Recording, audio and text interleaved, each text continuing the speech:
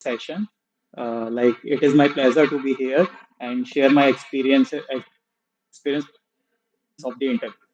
Thank you, ma'am.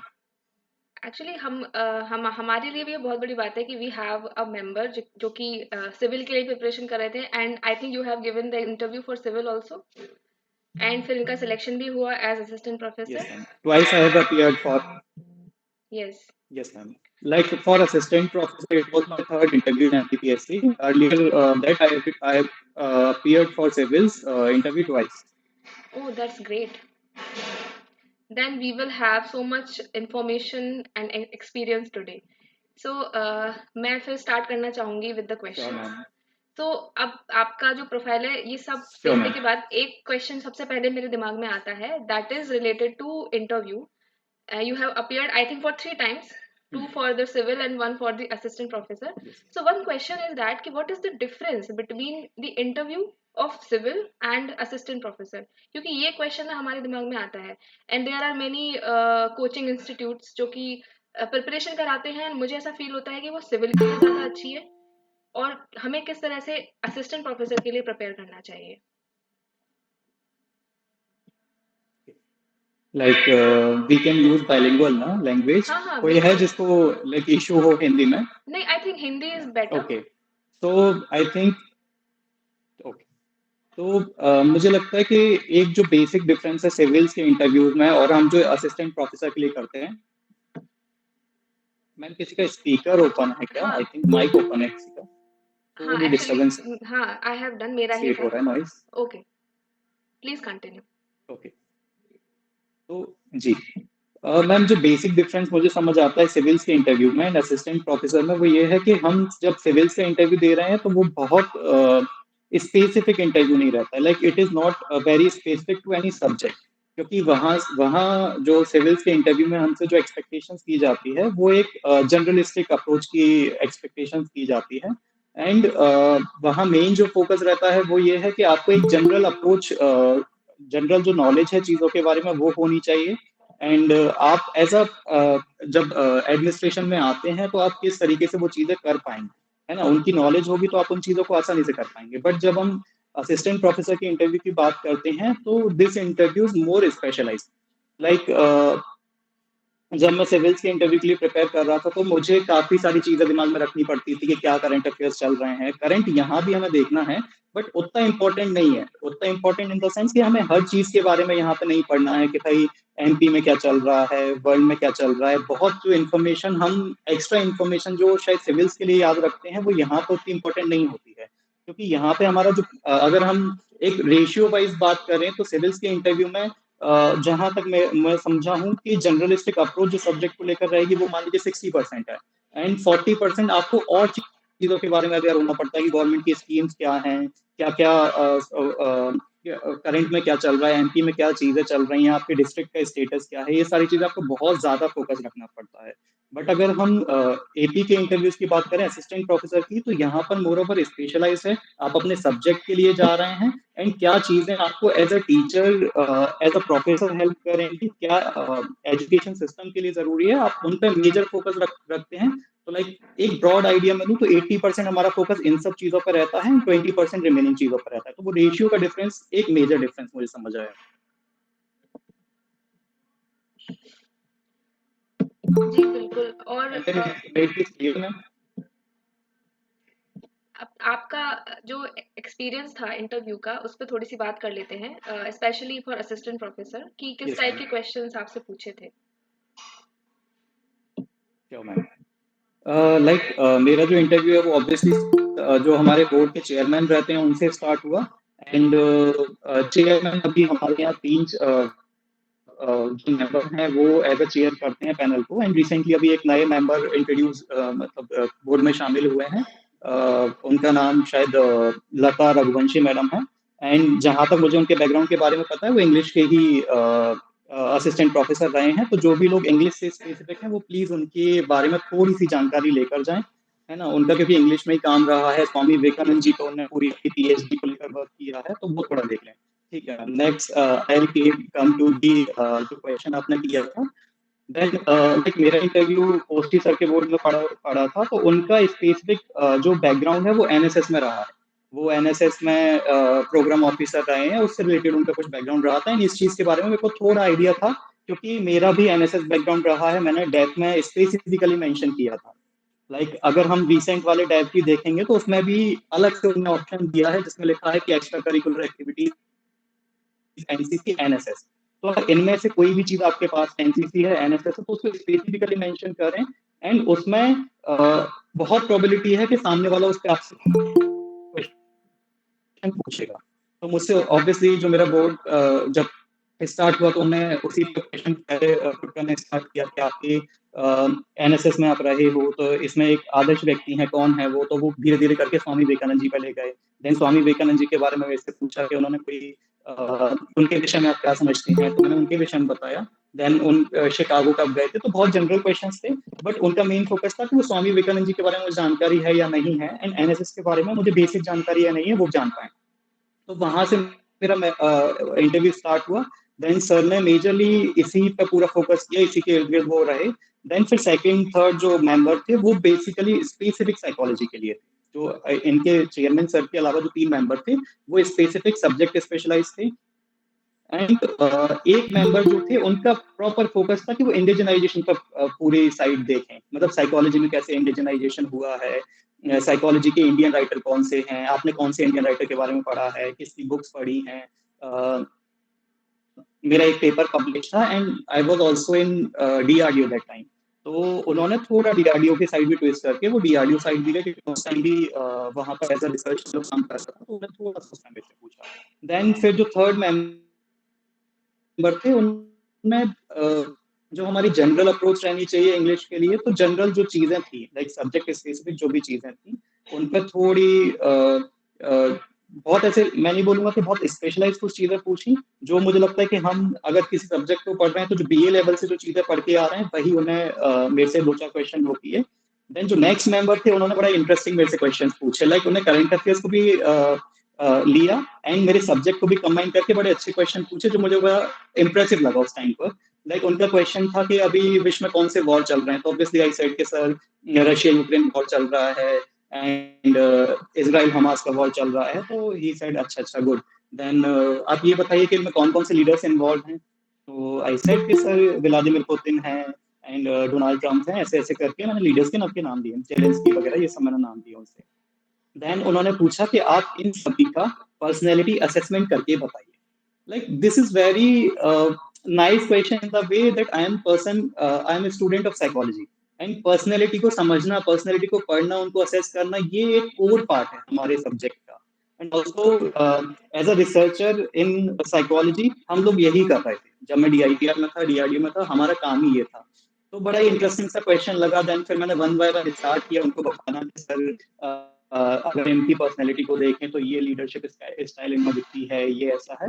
तो like उनका वो क्वेश्चन था। देन उनके बाद शायद उन्होंने एक क्वेश्चन मेरे से और किया था कि Modi ji and Donald Trump है एक सेम नीति पर फोकस कर रहे हैं, वो कौन सी होगी। तो मुझे बहुत स्पेसिफिक, क्योंकि वो मल्टीपल चीजें थी जिन पर वो एक साथ फोकस कर रहे थे, इंडो पैसिफिक वगैरह काफी सारी चीजें थी।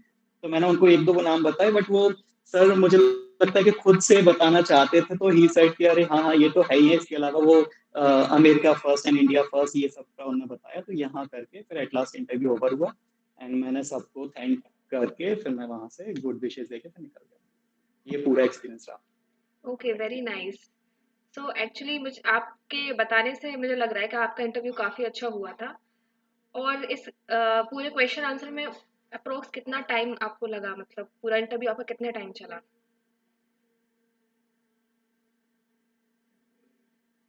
Like around ma'am exact idea तो नहीं रहता, बट जहां तक मुझे आइडिया है same disturbance ma'am I think create हो रहा है मेरी साइड से, क्या? No actually, yes please go with question. आपको सुनने में कोई प्रॉब्लम नहीं आ रहा है ना? नो, थोड़ा सा वॉइस ब्रेक हो रहा है बट इतना बड़ा इशू नहीं है। नेटवर्क इशू होगा आई थिंक। ठीक ठीक। Okay okay. Okay okay. तो लाइक मेरा इंटरव्यू का जो ड्यूरेशन था वो अराउंड 12 to 15 मिनट्स रहा। बहुत लॉन्ग इंटरव्यूज मेरा जहां तक एक्सपीरियंस रहा 3 बार का, मेरा किसी भी बार नहीं रहा। तीनों में से किसी बार ऐसा बहुत लॉन्ग इंटरव्यू नहीं गया। लोगों का कहना ऐसा रहता है कि अगर आपका इंटरव्यू का ड्यूरेशन ज्यादा है तो प्रोबेबिलिटी रहती है कि आपके ज्यादा अच्छे नंबर आएंगे। बट मुझे लगता है एमपीपीएससी के इंटरव्यू में ये चीज उतनी स्पेसिफिकली काम नहीं करती है। वो मोस्टली एक कैंडिडेट 12 से 15 मिनट देते हैं, तो अराउंड वही मेरा टाइम रहा था। ओके, बट एक्चुअली जिनका भी मैंने एक्सपीरियंस सुना है, आपका टाइम मतलब एक्चुअली ज़्यादा था। किसी किसी का 5 मिनट में ख़त्म हो गया, किसी का 4 मिनट में भी ख़त्म हो गया। हम्म। एंड कुछ लोगों से क्वेश्चन ही ऐसे पूछे गए कि वो they were not able to answer. तो दो तीन क्वेश्चंस और डाउट्स एज एन एस्पिरेंट हमारे दिमाग में आते हैं। पहला कि जो हम सब एग्जाम पास करके आए हुए हैं, तो जो सब्जेक्ट नॉलेज है वो सबके पास है। बट जब परफॉर्मेंस की बात आती है at the time of interview, तो वहाँ जाकर जो नर्वसनेस होती है, जो कॉन्फिडेंस हमारा ऊपर नीचे जाता है, इसकी वजह से भी परफॉर्मेंस हमारी बिगड़ जाती है। तो इसके लिए आप क्या एडवाइस कुछ देना चाहें? अगर एक छोटी सी एक्सरसाइज भी हम जिसको कर सकें, जो हमारी हेल्प करे, तो उसमें हमें क्या करना चाहिए? लाइक मैम, मैं 2-3 स्टेजेस में इसका आंसर दूंगा। पहला है कि आप इंटरव्यू के बहुत पहले, जब मान लीजिए अभी फेज चल रहा है, आपको पता है कि इंटरव्यू के लिए हमें आगे जाके अपीयर होना है, तो अभी क्या करना है। देन इंटरव्यू से जस्ट पहले, मान लीजिए 1 हफ्ते पहले, 2 दिन पहले, 1 दिन पहले, क्या हमारी स्ट्रेटेजी होनी चाहिए, या फिर सेम डे क्या होनी चाहिए। तो पहले हम आते हैं कि इंटरव्यू का टाइम, जब आपको पता है कि 1 डेढ़ 2 महीने पहले हमारा दो बाद इंटरव्यू है, तो उस टाइम हमें क्या करना चाहिए। मेनली पहले तो आप बहुत डायमेंशन डिसाइड कर लीजिए कि हमें किस किस चीज पे काम करना है। तो जैसे अभी का टाइम चल रहा है, मान लीजिए किसी एस्पिरेंट का इंटरव्यू 1 डेढ़ महीने बाद है, तो वो स्पेसिफिकली देखे कि पहले मुझे अपने डेस्क पे काम करना है। आप पूरा डेस्क प्रिंट कीजिए, जो आपने डिटेल्स भेजी हैं या फिर जो आप भेजना चाहते हैं, क्योंकि आप चेंज कर सकते हैं उसमें। जिस दिन आप ले जा रहे हैं उस दिन आपका जो फाइनल डेस्क जाता है वो बोर्ड के पास जाता है। तो आप उसमें बिल्कुल हाईलाइट करके एक एक चीज को हाईलाइट कीजिए, जो भी आपने लिख के दीजिए, एंड उसको स्पेसिफिकली प्रिपेयर कीजिए। सब्जेक्ट रिलेटेड चीजें देखिए। सब्जेक्ट रिलेटेड के लिए मैं सजेस्ट करूंगा कि आप अभी जो एनईटी का नया सिलेबस है, एटलीस्ट एक बार उसको देख के जाइए, सिलेबस को देख के जाइए। नहीं मतलब ऐसा नहीं है कि आप पूरा पढ़ के जाइए उसको, बट एटलीस्ट आपको ये पता होना चाहिए कि ये हमारा सिलेबस है न्यू एजुकेशन पॉलिसी में। क्योंकि हम में से अधिकांश लोग न्यू एजुकेशन पॉलिसी से नहीं पढ़े। हम लोग पढ़े जब अपनी ग्रेजुएशन एंड मास्टर्स कर चुके थे, तब एनईपी लागू हुआ है ना। तो आई थिंक मुझे लगता है कि वो आप पढ़ के जाएंगे तो वो एक आपको कॉन्फिडेंस देगा। उसके अलावा दूसरी चीज जो मुझे लगती है कि एमपी हायर एजुकेशन की जो साइट है, आप उसको विजिट करते रहिए। उस पर देखिए कि क्या क्या पोर्टल बने हैं, स्वयं क्या है, मूव क्या है, इंडियन सिस्टम को अलग से उस पे शो होता है, तो आप उनको देखिए, उनके बारे में पढ़िए, है ना। आप अपने डिस्ट्रिक्ट के बारे में नॉलेज देखिए। आप माई डिस्ट्रिक्ट करके एक पोर्टल रहता है, वहां पे आप हर डिस्ट्रिक्ट के बारे में जानकारी कर सकते हैं। और बहुत जानकारी नहीं लेना चाहते, जैसे सिविल्स के इंटरव्यू में आपको कई सारी जानकारी लेनी पड़ती है, बट लाइक असिस्टेंट प्रोफेसर के इंटरव्यू में आप स्पेसिफिकली ये तो देख के जाइए कि आपके डिस्ट्रिक्ट में एजुकेशन का क्या क्या स्टेटस है, कितना लिटरेसी, ये सब चीजें आप देख के जाइए। तो जी, एक बिल्कुल। जो प्रिपरेशन है वो ये है, जो आप इंटरव्यू से पहले कर रहे हैं। थोड़ा करंट अफेयर्स के बारे में अवेयर रहिए। करंट अफेयर्स का मतलब ये नहीं है कि आप मैगजीन पढ़ें, क्योंकि उतना मैगजीन पढ़ने की नीड यहाँ नहीं रहती है। यहाँ ये है कि बहुत प्रोमिनेंट जो न्यूज चल रही है, लाइक आप टीवी पे सुन रहे होंगे कि अभी यूजीसी को लेकर कुछ कानून आया है, उस पर क्या स्टेटस चल रहा है, ठीक है। या फिर एनटीएफ करके एक कमेटी फॉर्म की गई है, सुप्रीम कोर्ट का आदेश था, उन्होंने एनटीएफ फॉर्म किया, किस चीज से रिलेटेड है, क्यों इतने सुसाइड हो रहे हैं। तो ये सब चीजें थोड़ी अभी लाइमलाइट में रही है, और इनके लिए किसी मैगजीन को पढ़ने की जरूरत नहीं है। ये आप इन जनरल भी सुन रहे होंगे, क्योंकि काफी लाइक ज्यादा इन सब चीजों पर बातचीत चल रही है। तो इन सब चीजों पे काम कीजिए। ये तो काम हो गया जब आप इंटरव्यू से 1 से 2 महीने पहले कर रहे हैं। अब बात आती है जब हम इंटरव्यू के बिल्कुल फाइनल स्टेज में हैं, तो लाइक 1 हफ्ते पहले से वो एंजाइटी स्टार्ट हो जाती है कि भाई हमारा डे आने वाला है, एंड अभी इन बच्चों के इंटरव्यू चल रहे हैं, डेली आपके सब्जेक्ट की किसी ना किसी के इंटरव्यू चल रहे हो। पता है कि देखते हैं डेली क्या चल रहा है, किसके इंटरव्यूज के फेजेस क्या रहे हैं। तो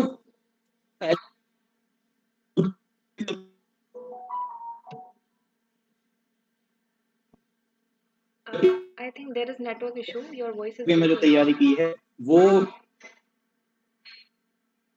उनकी जो नॉलेज रहती है वो आपके।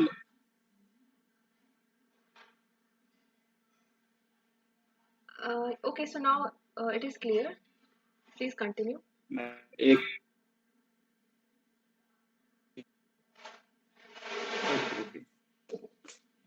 लाइक मैं बात कर रहा था कि हमें जो इंस्टेंट 1 आध हफ्ते पहले वाला जो काम रहता है वो क्या करना चाहिए।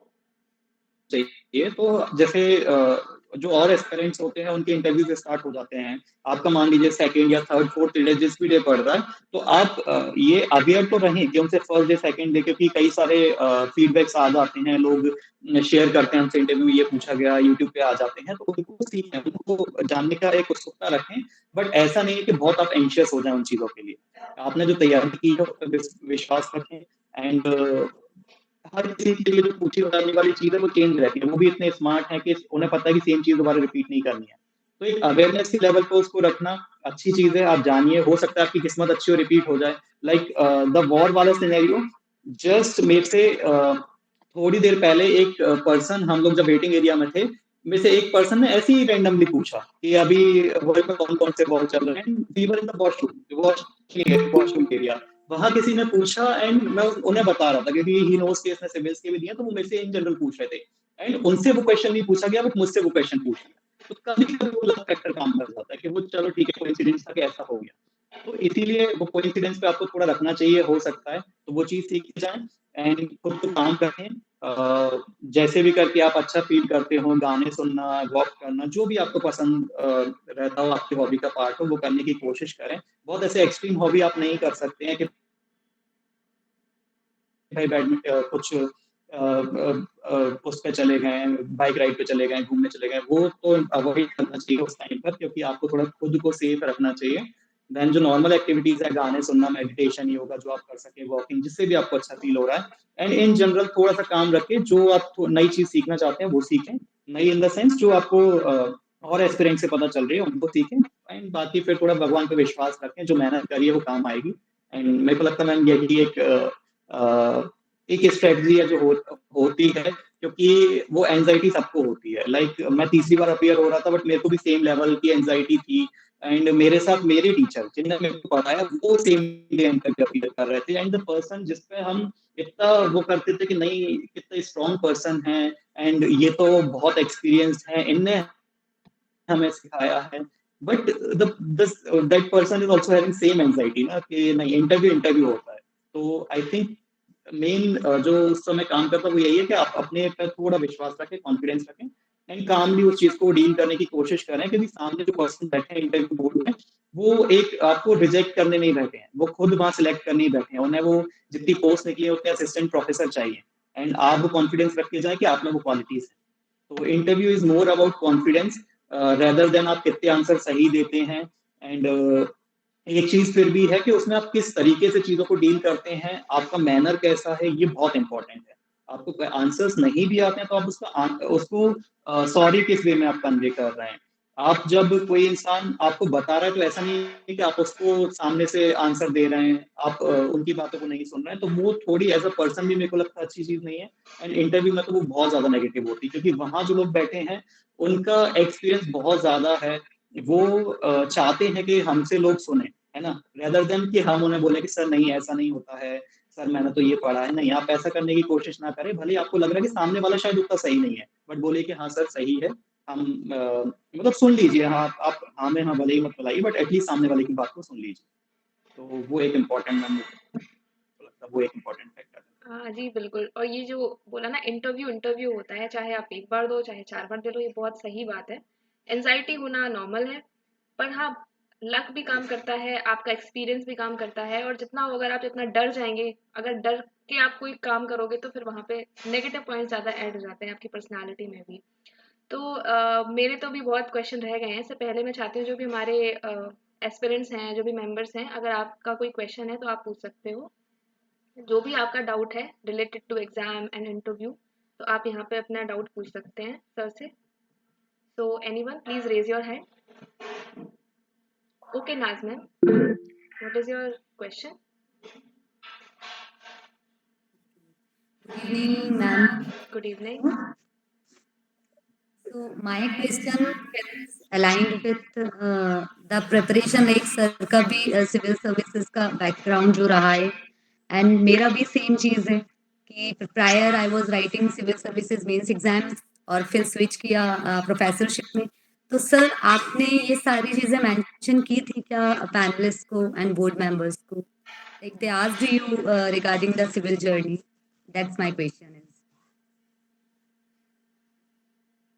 Yeah, like this is the confusion I was having like at the time of my interview कि whether I should mention this और जब मेरे से पूछा जाए तभी बताऊं। तो लाइक थोड़ी वो एक्साइटमेंट वाला फैक्टर होता कि हमने अगर इंटरव्यू दे रखा है तो हम बताएं उनको कि सर हमने ऐसे का इंटरव्यू दे रखा है। बट मेरा पर्सनल जो सजेशन है वो ये है कि आप जब तक आपसे नहीं पूछा जा रहा तब तक आप ना बताएं तो ज्यादा बेटर है।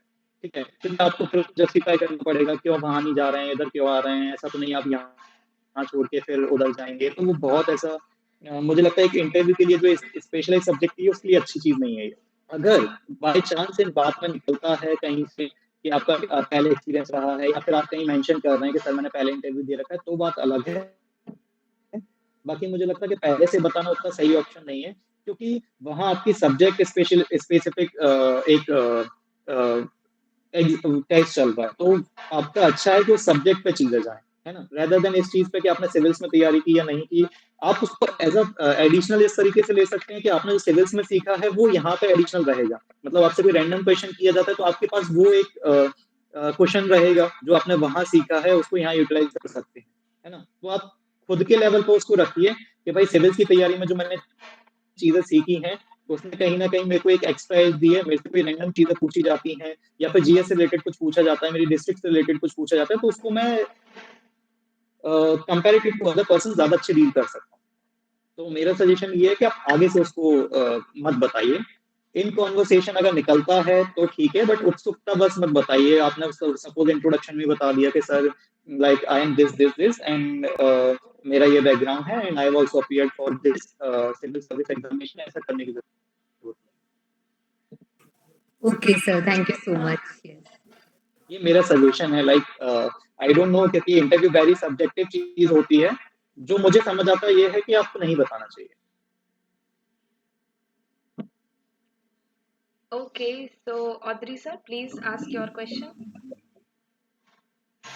सो मेरा सर से जो एक सजेशन मैं सर से चाहता हूँ कि जो एमपी के जो रेसिडेंट्स होते हैं उनका तो एक वेरी कॉमन प्रिपरेशन होती है कि उनका जो डिस्ट्रिक्ट है वहाँ से क्वेश्चन पूछा जाएगा, लाइक वहाँ का कल्चर, वहाँ का हिस्ट्री, ज्योग्राफी। लेकिन जो बाहर के स्टूडेंट है उनको आप इस तरह से कौन सा एरिया प्रिपेयर करने का सजेशन देना चाहेंगे?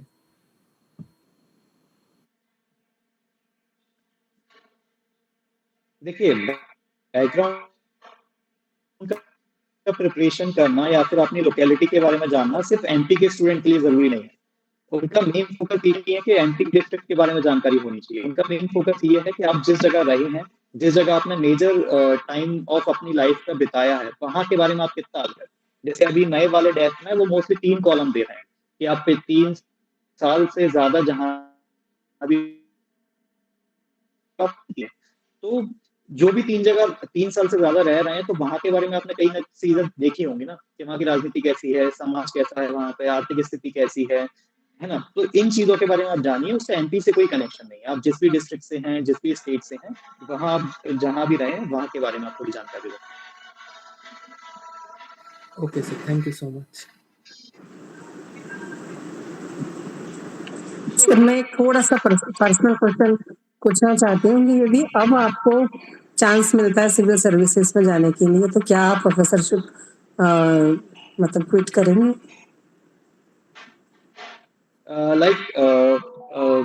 Very frankly I want to answer this. जब मेरा सिलेक्शन हो गया, लाइक 6 जून मेरा रिजल्ट आया था 2025 में, एंड तब मेरा ऐसा था कि मैं सोचा था कि मैं ज्वाइन कर लूंगा, बट मैं सिविल्स के लिए प्रिपेयर कर लाइक जॉब में जब वो फेज चल रहा था, 6 महीने बाद मेरी ज्वाइनिंग आई, तब तक भी मेरा श्योर था कि नहीं, मेरे को सिविल्स में जाना है।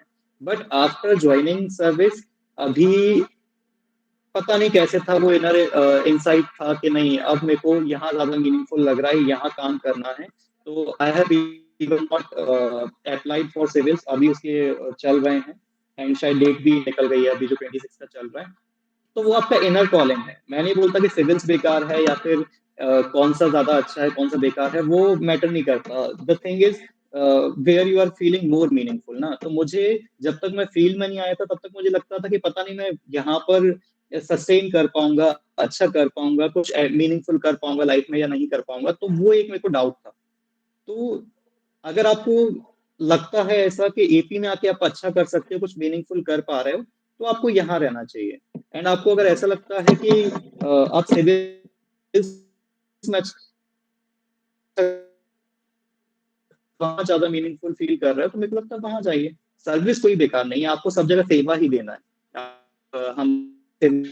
हम ये है कि आप सेवाओं के लिए, चाहे आप असिस्टेंट प्रोफेसर बन के civil servant J B service में किसी प्रशासनिक पद पर जाके कर कि खुद को नहीं लगता है आप कहाँ ज्यादा सेटिस्फाइड, कहाँ ज्यादा मीनिंगफुल फील कर रहे हैं, वो मैटर करता है। बट मैं पर्सनली मैं अपीयर नहीं करने वाला हूँ। मेरा पहले प्लान था, मैं यूपीएससी के लिए भी प्रिपेयर कर रहा था। देन मेरा मन था कि मैं उसके लिए अपीयर करूँ, बट मैं वो भी नहीं कर रहा हूँ अब, क्योंकि मेरे को लगता है कि यहाँ मैं ज्यादा मीनिंगफुल कर पाऊंगा, कंट्रीब्यूट कर पाऊंगा। Thank you. Okay, so anyone has any question? Okay, Arundhati ma'am, please. Ma'am Yes, please. Okay, Deepika, go ahead and then I'll ask the question. Okay, thank you ma'am. Sir मेरा question ये था, आपने बोला कि मैं civil के लिए prepare कर रहा था, फिर मैंने प्रोफेसरशिप के लिए मतलब आपने इस फील्ड में अप्लाई किया, तो सर इस पूरे ड्यूरेशन में आपने अपने सब्जेक्ट पे कैसे काम किया और उसको कैसे स्ट्रॉन्ग किया? मतलब ऑब्वियसली थोड़ा तो टफ रहा होगा ना सिविल से यहाँ पे आके, फिर ऐसा क्या किया आपने?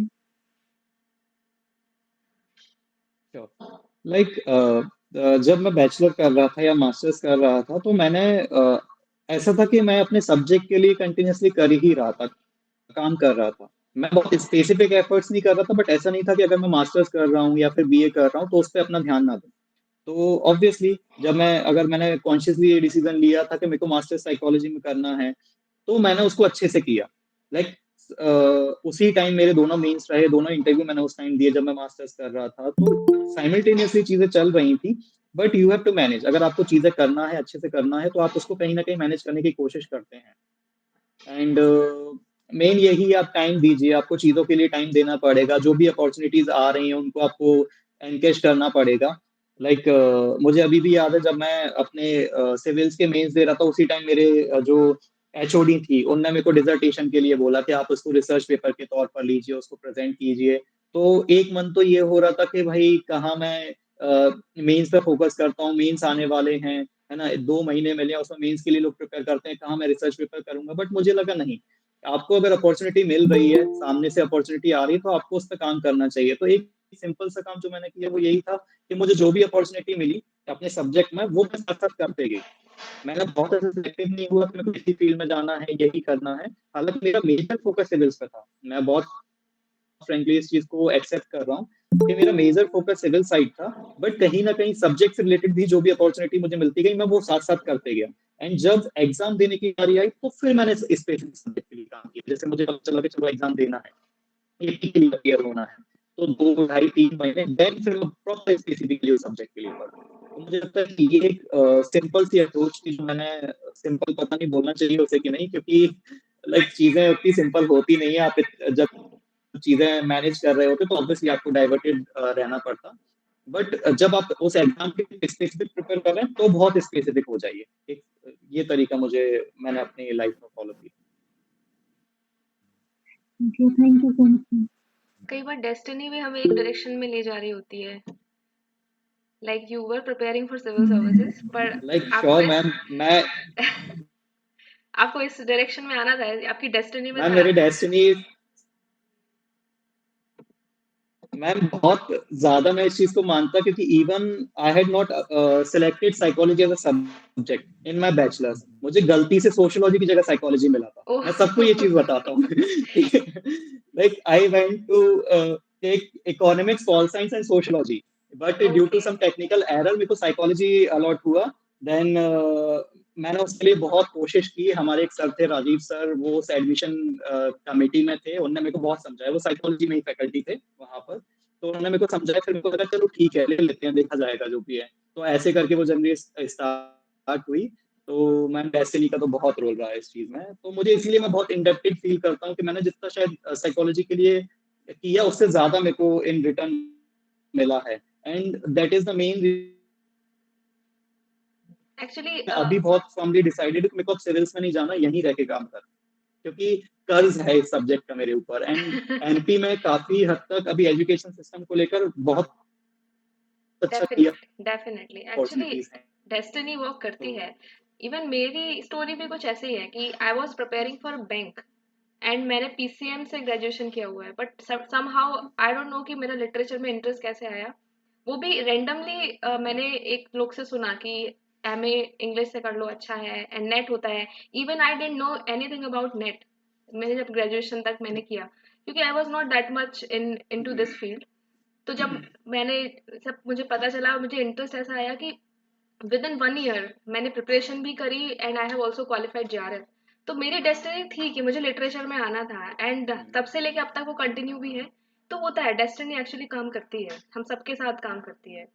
सो okay, so question Arundhati ma'am, please you ask question, then Diksha ma'am आप अपना क्वेश्चन पूछिए। Yes, ma'am. So, good evening, sir. First of all, hearty congratulations. Good evening, तो थैंक सर, यू। पता नहीं आप शायद जानते भी हो या शायद नहीं जानते हो, तो इंग्लिश लिटरेचर में भी एक बहुत बड़ा चंक साइको एनालिटिक क्रिटिसिज्म होता है, और उसके अलावा भी साइकोलॉजी के साथ बहुत ज़्यादा डील करते हैं हम लोग। बट द थिंग इज कि लिटरेचर में क्या है कि बहुत ज़्यादा सोशल क्रिटिक है, बहुत, और क्रिटिकल एनालिसिस तो it's like the backbone of our subject. और हम लोग भी पिछले कुछ टाइम में, अभी तो सिर्फ पढ़ रहे थे, बट अब जब से हम लोग जुड़े हैं ग्रुप में सौम्या मैम की वजह से, तो हम लोग के डिस्कशंस भी ना बहुत ज्यादा स्केप्टिकल हो जाते हैं, डाउटफुल हो जाते हैं, but that is a part of our subject only. ऐसा नहीं है कि हम लोग बहुत ज्यादा स्केप्टिकल होना चाहते हैं, बट बहुत ओवर थिंकिंग के एज तक चला जाता है कई बार नॉवल डिस्कशन ही। तो लैंग्वेज और साइकोलॉजी का एक बहुत बड़ा पार्ट रहता है, दोनों हैंड इन हैंड चलते हैं। तो क्या होता है ना, मुझे अभी बहुत ज्यादा कनेंड्रम्स ये हो रहे हैं कि every time we are discussing superficially कि we should be very balanced in our approach, but even our text, our core syllabus have very political subjects like gender हो गया, कास्ट हो गया, even war, narrow nationalism, war critics, इस तरीके की चीजें हैं जिनको एक्सप्लिसिटली ऑथर ने तो क्रिटिक किया है। अगर हम, if we try to be true to the subject, if we try to be true to the novel discussion, we will have to critique that, but वो कैसा लैंग्वेज हम यूज करें so that we specifically don't come off as highly sceptical और dubious individuals, psychology, क्योंकि वो भी हमें read कर रहे हैं ultimately, and they are reading us through our language, our choice of words. So इसके बारे में सर आप क्या क्या बताना चाहेंगे, हम कैसे इसको मैनेज करें? Like first of all it's very nice question, क्योंकि कुछ सब्जेक्ट्स रहते कि उनका बेसिक टोन ही वही रहता। आप या तो वो सब्जेक्ट के साथ जस्टिफिकेशन कर सकते हैं या फिर सामने वाले सुनने वाले के साथ ना, दोनों एक साथ करना थोड़ा मुश्किल रहता है, आपको बैलेंस बोलाना। तो मुझे ऐसा लगता है कि आपको अपने सब्जेक्ट के साथ भी जस्टिस करना चाहिए। आपके जो भी आप किसी चीज का एसेंस समझ पा रहे हैं, जो उसका ट्रू नेचर है, वो आप बताइए। बट कहीं ना कहीं ये भी आपको ध्यान रखना चाहिए कि वो ऐसा ना हो कि वो किसी चीज को लेकर आप एंटी रिफ्लेक्ट कर रहे हैं ना। आप ऐसा नहीं है, आप किसी, मान लीजिए इंग्लिश में ही है, आप किसी पर्सन के बारे में बता रहे हैं, आप किसी थ्योरी पर बता रहे हैं, तो ऐसा नहीं है उसमें आप किसी इंडियन जो चीज है उसको डिमीन कर रहे हैं। मेन फोकस ये है कि आप खुद की चीज को डिमीन मत कीजिए, है ना। या फिर सामने वाला जो पर्सन है, मान लीजिए आप मॉडर्न कोई एक अप्रोच बता रहे हैं, किसी मॉडर्निटी से रिलेटेड है, आप उसको बताइए, क्योंकि वो सच्चाई है। आप किसी भी चीज को छुपाना, मेरे को लगता है वो सब्जेक्ट के साथ डिस्कस करना नहीं होगा। लाइक सिगमंड फ्रॉइड की थ्योरी, हमारी साइकोलॉजी में सबसे कन्फ्लिक्टिव थ्योरी वही है, क्योंकि वो एडिपस कॉम्प्लेक्स, इलेक्ट्रा कॉम्प्लेक्स की बात करते हैं, जो शायद सामने वाला इंसान सुनना भी नहीं चाहेगा, वहां जो पर्सन बैठा होगा, है ना, उनके लिए वो ऐसा रहेगा कि अरे इन लोगों ने ये क्या ही बात कर दी है, कैसे बात कर रहे हैं, बट दैट इज ट्रू। तो हमें रेदर देन ये बताना कि ये हमारी अप्रोच है, हम ये बताएंगे कि सर इन इंसान ने ये कहा है, या फिर सिगमंड फ्रॉइड की ये अप्रोच है। वो ये नहीं पूछ रहे आपसे कि आपकी अपनी समझ क्या है। अगर वो सामने से आपसे पूछे कि आपके अनुसार ये जो अप्रोच इनने रखी है वो सही है या गलत है, वो आप बोल दीजिए, आपका जो भी उस पर मत रहे। बट मेरा ये कहना होगा, जब आपसे वो पर्सनल पूछ रहे हैं कि आपकी पर्सनल क्या है, तो एक गुड पिक्चर आप प्रेजेंट कीजिए। जब आप सब्जेक्ट के जैसे आपसे पूछा ही जा रहा है, तो आप फिर ये बताइए कि सर इनके अनुसार ये है, या फिर मॉडर्न जो पर्सपेक्टिव है उसमें ये माना जाता है। तो अपने ऊपर इल्जाम मत लीजिए किसी भी चीज का, क्योंकि वो सच में ही आपने नहीं किया है। आप किसी चीज का एनालिसिस कर रहे हैं, एनालिटिकल अप्रोच बता रहे हैं, तो एनालिसिस तो उसी चीज का कर रहे हैं ना जो किसी ऑथर ने, किसी राइटर ने लिख के दिया है। आपकी खुद की समझ, आपकी खुद की व्यू नहीं है वो, किसी पर्सन ने जो दिया है हम उसको एनालाइज कर रहे हैं। लाइक आप समझ पा रहे हैं मैं क्या बोल रहा हूँ? जी जी, तो अब बीच एबल बीच टू में, like yes make sir, it clear. Yes sir, बीच बीच में बोलते रहना चाहिए, according to G Shaw, according to Freud, according to Mulk Raj आनंद, बीच हाँ बीच में बोलते रहना चाहिए। श्योर। जी जी जी, हाँ तो वो हाँ, क्लियर मतलब क्लियर ये चलता रहे। इम्पोर्टेंट है जिससे हाँ, उनको ये एक दो क्लैरिटी एक दो रहे। बार बोल दें पैराग्राफ में तो क्लियर होता रहे कि ये हमारे पर्सनल नहीं है। हो हाँ सकता है कि ऑब्वियसली। अगर हम ज्यादा हाईलाइट करें तो वो पूछ भी लें कि ठीक है तो फिर आप अपना ओपिनियन बताइए। और शायद काफी ओपिनियनेटेड हाँ इंटरव्यूज चल अपना रहे हैं, ओपिनियन। पर्सनल आइडियोलॉजीज को काफी रेकअप हाँ करने की कोशिश कर रहे हैं। और सर आपसे भी लाइक काफी दैट ज्यादा इज ट्रू। पॉलिटिकल क्वेश्चंस पूछे, क्योंकि ये बहुत ज्यादा कंट्रोवर्शियल फिगर्स हैं, सिर्फ पॉलिटिकल नहीं कंट्रोवर्शियल फिगर्स भी हैं। तो सर आप अपना आंसर भी बताइए थोड़ा सा कि कैसे आपने उनका, आपने जो ट्रेट्स बताए होंगे पॉजिटिव नेगेटिव, वो आपने क्या कीवर्ड्स यूज किए सर? लाइक स्पेसिफिकली मेरे से ये क्वेश्चन नहीं पूछा गया, मैंने सिर्फ आपको एज एग्जांपल दिया। मेरे से कुछ मॉक इंटरव्यूज में पूछे गए थे ये क्वेश्चंस, बट एमपीपीएससी के इंटरव्यू में स्पेसिफिकली इस चीज पर बात नहीं हुई। बट इन अ सिचुएशन अगर मेरे से ऐसा पूछा जाता तो मैं फिर ये सेम तरीके से डील करता जैसा मैं आपको बताया कि मैं सिग्मंड फ्रॉइड के अकॉर्डिंग बताता कि उन्होंने ये मेरे कुछ चीजें बोली हैं, सॉरी उन्होंने ये चीजें बोली हैं।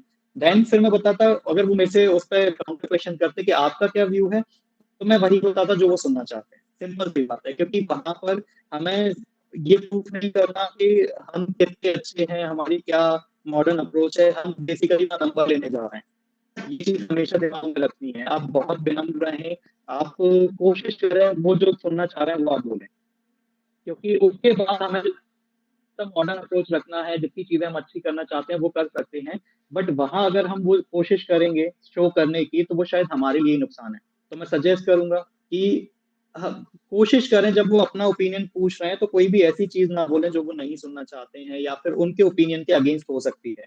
क्योंकि जब आप इंटरव्यू की तैयारी कर रहे होते हैं तो आपको एटलीस्ट ये आइडिया लग जाता है कि वहां जो मेंबर्स बैठे हैं उनकी अप्रोच क्या है, उनके बिलीव्स क्या है, उनके बारे में आपको थोड़ा आइडिया रहता है ना? तो मुझे लगता है कि आप उस तरीके से डील करें तो ठीक रहेगा। मैं भी कोशिश वही करता था कि उसी तरीके से डील करें, क्योंकि मेन पर्पस वहां आप जा रहे हो उसका ये है कि आपको अच्छे नंबर चाहिए। सब्जेक्ट के साथ हमें जो जस्टिस करना है वो हम आने के बाद करेंगे। इंटरव्यू के सिर्फ 10-12 मिनट में हम जस्टिस नहीं करना चाह रहे हैं, वहां हम मार्क्स लेने जा रहे हैं। एंड उसके बाद हमें पूरा जस्टिस करना है, वो हमारी जितनी भी सर्विस रहेगी, 30 साल, 35 साल, 40 साल जितनी भी रहेगी उसमें हम कर लेंगे।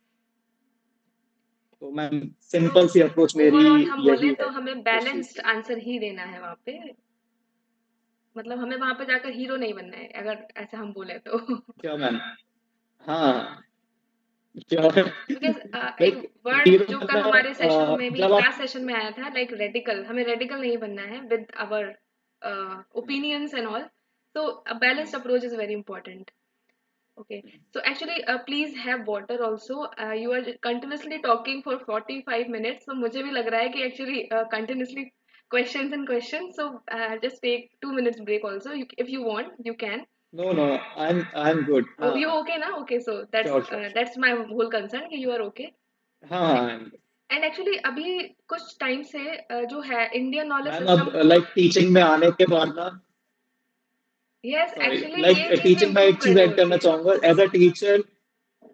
हाँ एज अ टीचर मुझे लगता है ये कहीं ना कहीं आ ही जाता है आप में। आप 40 मिनट का कोई लेक्चर ले रहे हैं, फिर पता चला हाँ उसके बाद नेक्स्ट लेक्चर भी है, तो हो हाँ, सकता है आप 1.5-2 घंटे how class to he give ले रहे हैं। lectures to people.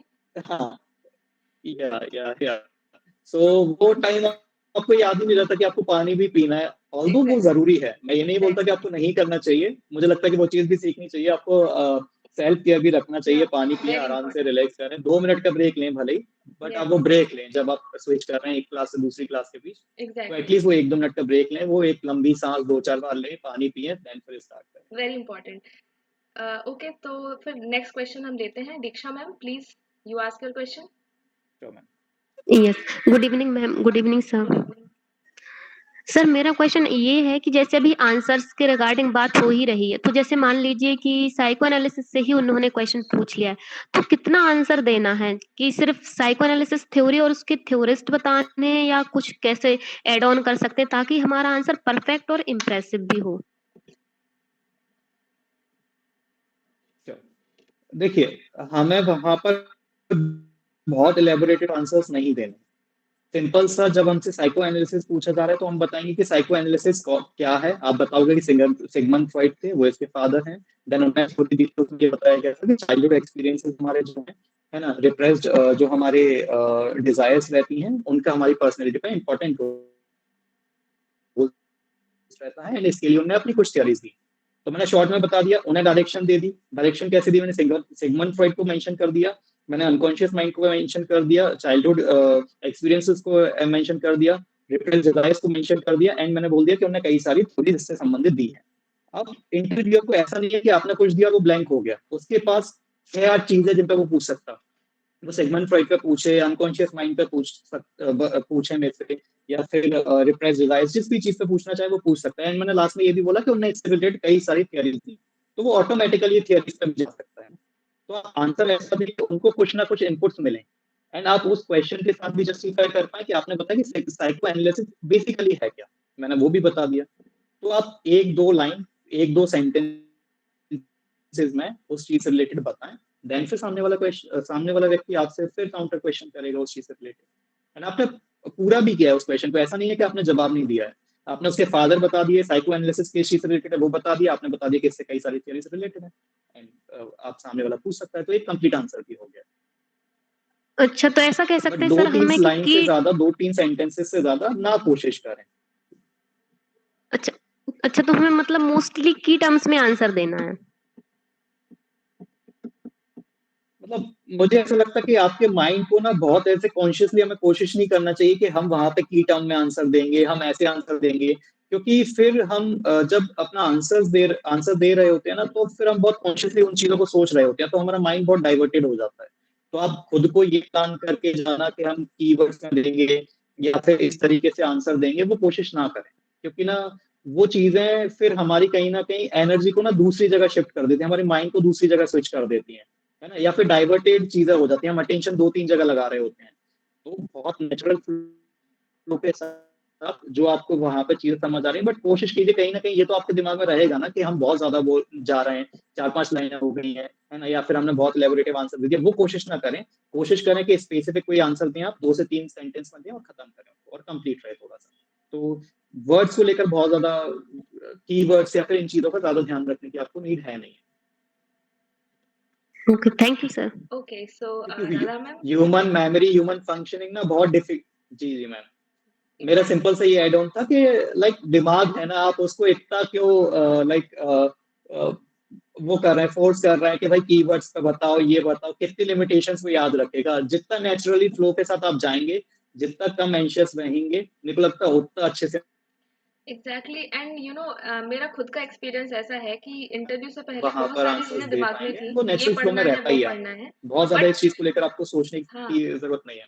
बट जब इंटरव्यू हुआ ना तब लगा कि कुछ पूछा ही नहीं उन्होंने, तो बट एक्चुअली उन्होंने जो पूछा दैट वाज वेरी नॉर्मल, हम्म, कि अगर आप क्या इतना मैम? पढ़िए नहीं तो भी हम उन चीजों को हम्म, डील कर लेंगे। So it is very normal, वहां पे अंदर का एटमोसफेयर बहुत ज्यादा कैसे बोल सकते हैं कि जैसे हम कॉन्वर्जेशन करते हैं बैठ के आपस में, वैसा होता है। तो हाँ, ओके, राधा मैम, देन संकेत सर, ट्रू आप ट्रू दोनों मैम। क्वेश्चन पूछिए, आपका जो भी क्वेश्चन है। Hello sir. तो मैं आपकी उसी बात से स्टार्ट करना चाहती हूँ। आपने बोला कि वो बोले जो उनको सुनना पसंद हो। So for this we must be aware of the psychology of the board members, कि उनकी थॉट प्रोसेस क्या है, या फिर उनका वो क्या सुनना पसंद करते हैं किसी भी एक टॉपिक को लेके। फॉर एग्जाम्पल हमारे में एक बहुत ही, अगर उनके थॉट प्रोसेस के अकॉर्डिंग हम माने तो I feel are they orthodox और समथिंग मतलब एक थॉट प्रोसेस बहुत ही रेडिकल व्यूज को सपोर्ट नहीं करना, या कुछ ऐसा। जैसे कि जेंडर स्टडीज में क्वियर हम ले लेते हैं हमारे लिटरेचर में, तो क्वियर जो एक ये एरिया है, तो ये काफी कंट्रोवर्शियल हो जाएगा। तो अगर इस पे बात करना है तो हमारे जो मॉडर्न व्यूज हैं तो वो थोड़े से रेडिकल हैं, और एक ऐसी सोसाइटी में अभी भी हम रहते हैं, इस चीज को हम डिनाई नहीं कर सकते हैं कि यहाँ हेटेरोसेक्सुअल रिलेशनशिप को भी सामने सामने पे एक्सेप्ट नहीं किया जाता है। तो हम होमोसेक्सुअलिटी को वो कैसे एक्सेप्ट करने की सोचेंगे। तो उसमें हमारा जैसे हमने क्वियर पे बात किया या फिर हमारा रिसर्च भी उसी पे चल रहा है, कुछ भी है, तो उसमें फिर हमारे पर्सनल व्यूज़ के लिए पूछेंगे कि आप सपोर्ट करते हैं या नहीं करते हैं। तो फिर इसमें हमें किस तरीके का अपना एक व्यू रखना चाहिए उनकी साइकोलॉजी के अकॉर्डिंग? ये मेरा क्वेश्चन है, तो आप इसमें थोड़ा-सा ट्रू, कई बार ऐसी डायलेमास आती हैं जब आपको ऐसे क्वेश्चन से डील करना है। मैं उसको डायलेमा भी नहीं कहूँगा, क्योंकि सामने वाले के लिए वो डायलेमा हो सकती है, बट ये हमारे लिए तो सच्चाई है। एंड हमारी जनरेशन में से मोस्टली इस चीज़ को एक्सेप्ट कर चुके हैं। तो मेरा सिंपल सजेशन है कि आप उनको इस चीज़ को डिनाई मत कीजिए, क्योंकि ये चीज़ ऐसा तो है नहीं कि कोई टर्म आपने इंट्रोड्यूस किया हो या आपने उसके ऊपर कोई डिस्कवरी की हो। तो ये चीज़ है, तो वो लोग भी ये चीज़ समझते हैं ना कि लाइक सुप्रीम कोर्ट के कई सारे ऑर्डर्स हैं, उनने उनके लिए कई सारे प्रोविजंस किए हैं, तो आप उसको उससे सब कवर कीजिए। बताइए कि सर सुप्रीम कोर्ट का ये आदेश है या फिर उनके लिए ये लॉ लाया गया है, इस लॉ के अंडर उनको समानता का अधिकार दिया है, वो लोग साथ रह सकते हैं जो कर सकते हैं। तो आप एक तो लीगल जो प्रोविजंस है उनसे उनको कवर कीजिए, वो सबसे सपोर्ट करना सबसे बेस्ट तरीका है। दूसरी चीज़ है कि हमें रेडिकली उस चीज़ को प्रूव नहीं करना है, जैसे आप अपने पेरेंट्स को समझाएँगे। लाइक वहाँ जो मेंबर बैठे हैं वो हमारे मोस्टली पेरेंट्स की एज के ही होते हैं। ट्रू। तो आप जैसे अपने पेरेंट्स को वो क्वेर और जो भी चीज़ें होमोसेक्सुअलिटी समझा सकते हैं, वैसे ही उनको समझाने की कोशिश कीजिए। ना कि उन पर वो चीज़ थोपने की कोशिश करना है, ना कि हमें ये शो करना है कि नहीं हम बहुत मॉडर्न विचार वाले हैं, हम इन चीज़ को कैसे भी करके आपको समझा के रहेंगे, वो अप्रोच नहीं रखनी है। कोई चीज़ जो है उसको डिनाई करना भी सही नहीं है। तो मुझे लगता है ना तो आपको उस चीज़ को छुपाना है, ना ही उसको रेडिकली उनको समझाना है। आप जैसे अपने पेरेंट्स को समझाएँगे वो चीज़, सपोज़ ऐसी सिचुएशन कभी पड़ी है, तो आप जैसे अपने पेरेंट्स को समझाएँगे वैसे उनको समझाइए। उसको सपोर्ट करने के लिए आप लीगल चीज़ें बताइए कि सर सुप्रीम कोर्ट ने ऐसा बोला है, इस प्रोविज़न के अंडर उसको लीगलाइज़ किया है, ऐसे-ऐसे अभी लॉ भी आया है, तो उस चीज़ से उसको सपोर्ट कीजिए, उसमें कुछ गलत भी नहीं है। सर जैसे कि ये लॉ सुप्रीम की कोर्ट से बात है बड़े तो और कोई नहीं है ना, तो वो स्टडीज़ हो लग रहे हैं इससे sorry to interrupt I think no, no, बाद नो, में यू बोलूँ मैं? Please continue. ओके। तो नहीं आप जैसे कि पूछिए, मैं फिर दोनों को मर्ज करके ओके। फैमिलीज़ में ये चीज़ समझाना और सपोर्ट तो नहीं होता। This is openly true but ये है कि उनको जैसे ठीक है जैसे सुप्रीम कोर्ट में लॉ बने और हम अपनी लिटरेचर में भी हम पढ़ रहे हैं, रिसर्च चल रही है, everything is just alright. But उनका क्वेश्चन अगर ये हो सकता है कि आपका क्या व्यू है? Are you supporting this thing और नॉट इन सोसाइटी? तो हमें फिर उसमें कैसे एक बैलेंस्ड आंसर दें? उस चीज़ को हम पूरी तरीके से सपोर्ट कर दें तो कहीं वो इस तरीके से अनऑर्थोडॉक्स माइंडसेट की हुए, तो वो कुछ ऐसे सोच ले कि हम सोसाइटी को करप्ट करना चाह रहे हैं, कुछ भी उनकी थिंकिंग पे डिपेंड करता है। तो एक उनका थॉट प्रोसेस जानने की कोशिश कर रही हूँ और यस सर। देखिए, आपको अपना व्यू अगर वो आपसे अपना पूछ भी रहे हैं, तो आप उसको प्रॉपर अपने पे रख के मत बताइए। तभी मैंने ये वर्ड मेंशन किया कि आप सुप्रीम कोर्ट का मेंशन कीजिए, है ना? क्योंकि सुप्रीम कोर्ट के द्वारा जो भी इंटरप्रिटेशन चीज़ों का किया जा रहा है, जो भी बोला जा रहा है, वो लाइक फाउंडेशनल लॉ है किसी भी सोसाइटी के लिए। एंड इंडिया के केस में सुप्रीम कोर्ट वो है।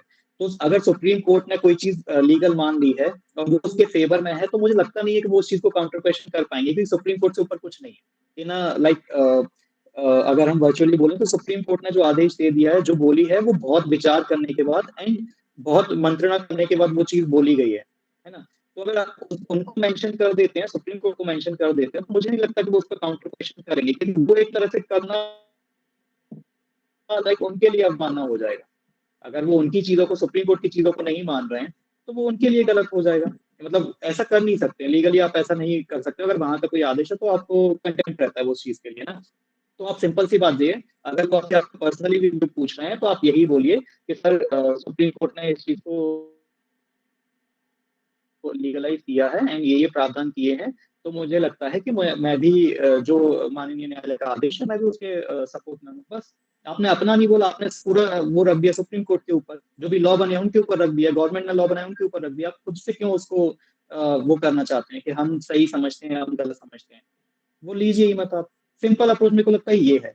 देन वो फिर भी पूछे जा रहे हैं तो भी आप यही आंसर रखिए। बहुत अपना पर्सनल व्यू ओपिनियन देने की मेरे को लगता है उतनी नीड नहीं रहती है, अनटिल अनलेस के बहुत ही ज्यादा वो इस चीज पे आ ही जाए कि देना है। और नहीं भी आप दोगे तो आप एक जगह सुप्रीम कोर्ट पे रख के, गवर्नमेंट पे रख के आप वहां से निकल लीजिए। हमें एक क्वेश्चन पे स्टक नहीं रहना है, सीधी बात ये है। Okay sir, thank you so much. और क्योंकि आई ये थिंक वो चीज भी समझ एक पाना क्वेश्चन मेरे को पे लगता है स्टक उनके नहीं लिए रहते। डिफिकल्ट है। जैसे अपने पेरेंट्स, हम्म हाँ हाँ, क्योंकि उन्हें भी कई सारे क्वेश्चन पूछने हैं मैम। एक क्वेश्चन के बेसिस पे वो पूरे आपको मार्क्स नहीं दे सकते हैं, जितने भी जी मार्क्स का इंटरव्यू रहता है। तो लाइक ये चीज समझा पाना, मैं भी समझ पा रहा हूँ टेक्निकली, पेरेंट्स को, अपने ही पेरेंट्स को समझा पाना भी ये डिफिकल्ट है। बहुत एंड तो वहां समझा पाना और ज्यादा डिफिकल्ट रहता है, क्योंकि वो क्रॉस क्वेश्चन, काउंटर क्वेश्चन करने के लिए बैठे ही होते हैं ना। तो सिंपल यही है कि आप जो भी संस्थाएं हैं जिनके द्वारा लॉ लाए गए हैं, मेनली सुप्रीम कोर्ट ने कुछ बोल रखा है तो उनके ऊपर रखिए। जैसे भी यूजीसी वाला लॉ भी चल रहा है, अगर उससे रिलेटेड आपको कुछ भी पूछा जाता है तो आप सिंपल सा बोलिए कि सर ये जो अभी लॉ है सुप्रीम कोर्ट के विचाराधीन है और मेरी इस पर कोई भी टिप्पणी करना सही नहीं रहेगा। सीधी बात है कि मैं उस पर कोई भी कमेंट या कॉम्प्लीमेंट करूँ वो सही नहीं रहेगा। सुप्रीम कोर्ट के विचाराधीन है, जो उनका मानना होगा वही मेरा मानना है, सीधा। ओके तो उस पर पूछेंगे ही नहीं। अगर कहीं चल रहे सुप्रीम कोर्ट में तो उस पर आप खुद का कोई भी ओपिनियन दे नहीं सकते हैं, सीधी बात ये है। तो जो वो आदेश करेंगे वो आपके लिए होगा। Okay okay so who is remaining for the question? Okay Sanket sir, please ask. Good evening everyone. Good evening. Sir और मैम, मेरा क्वेश्चन 3 टॉपिक से कि इन टॉपिक से यदि आपसे पर्सनली कोई क्वेश्चन पूछे गए हो या इन्हें आपके द्वारा किस प्रकार से प्रिपेयर किया गया हो तो आप बता सकते हैं। फर्स्ट टॉपिक है इंडियन नॉलेज सिस्टम से, सेकंड न्यू एजुकेशन पॉलिसी, और थर्ड जो आपकी पीएचडी थीसिस यदि आप एनरोल हो, चल रही है या कंप्लीट हो गई है, तो वहाँ से किस प्रकार के क्वेश्चन आपसे फ्रेम हुए थे।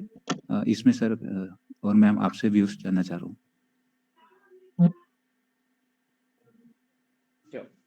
तो लाइक देखो, ये सबसे इम्पोर्टेंट फैक्टर है आपके डेफ में।